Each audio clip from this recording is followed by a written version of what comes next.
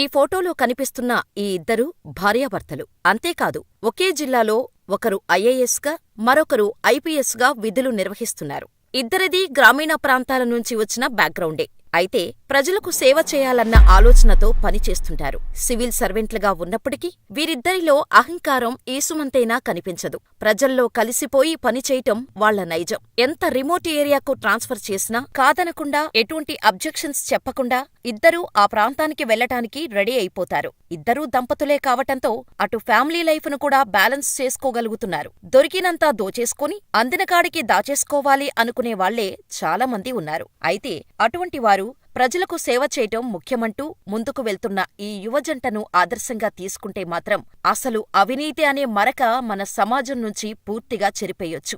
ఈ మధ్య సోషల్ మీడియాలో తెగ వైరల్ అవుతున్న ఈ జంట స్టోరీ ఏంటో ఇప్పుడు చూద్దాం.